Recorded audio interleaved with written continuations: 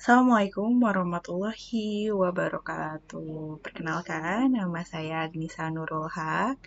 Di sini saya akan menjelaskan tentang jawaban dari materi Cyber Security Management di UAS kemarin. Oke, di sini langsung saja masuk ke materinya. Nah, yang pertama adalah konsep dan penerapan teknologi dari keamanan jaringan. Konsep dasar keamanan jaringan fokus pada melindungi integritas, kerahasiaan, dan ketersediaan data. Nah, ketersediaan data ini dilakukan dalam sistem jaringan. Tujuan utamanya adalah mencegah akses tidak sah dan menghindari terjadinya pelanggaran data.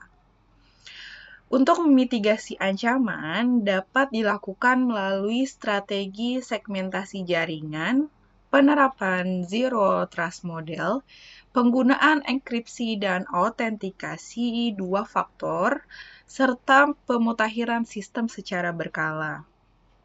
Dan yang terakhir ada edukasi penggunaan terhadap praktik keamanan cyber yang baik. Oke. Berikutnya, apa saja sih teknologi yang digunakan?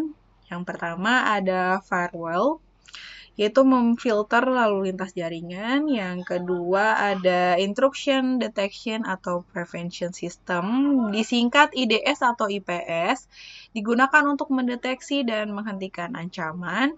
Yang ketiga ada VPN atau virtual private network, yang berfungsi untuk mengenkripsi koneksi. Yang keempat ada antivirus dan endpoint protection, bertujuan untuk melindungi perangkat dari malware. Dan yang terakhir ada access control atau NAC, berfungsi untuk mengatur hak akses pengguna. Nah, masuk ke jawaban berikutnya, yaitu ancaman keamanan jaringan yang umum.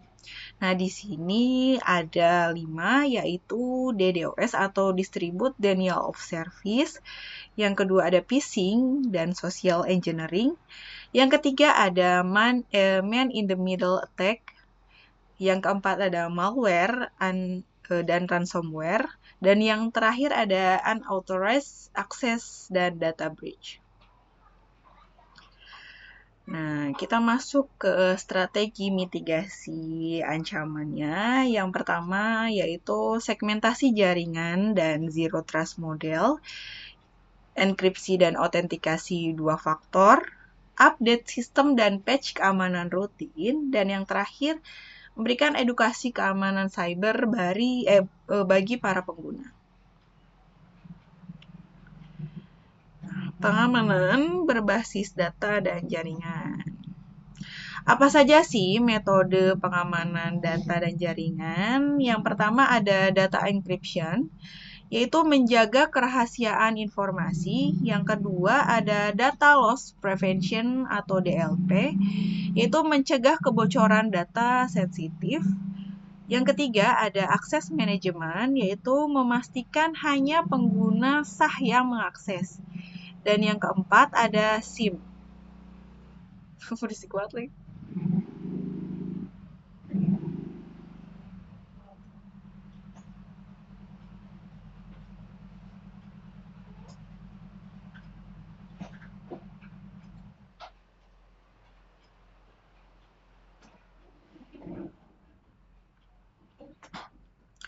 Oke, metode apa saja sih yang digunakan untuk mengamankan data dan jaringan? Ini ada 5. Yang pertama ada data encryption, yaitu menjaga kerahasiaan informasi. Yang kedua ada data loss prevention atau DLP, yaitu menjaga kebocoran data sensitif.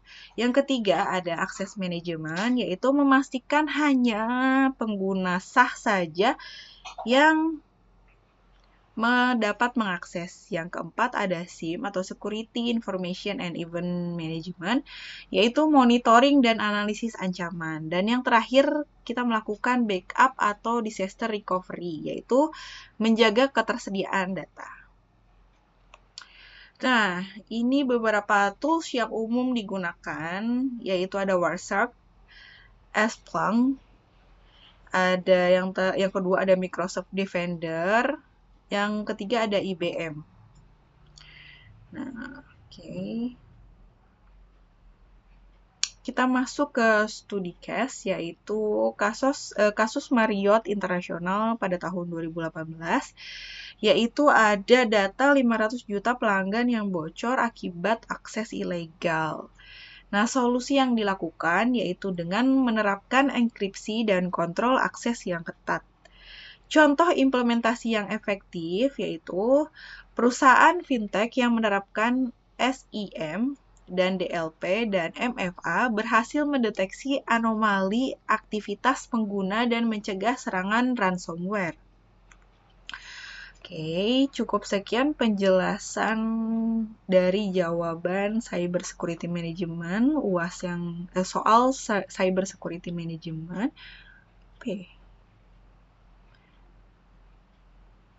Oke, demikian penjelasan dari jawaban UAS Cyber Security Management yang telah saya jawab. Kurang lebihnya saya mohon maaf. Wassalamualaikum warahmatullahi wabarakatuh.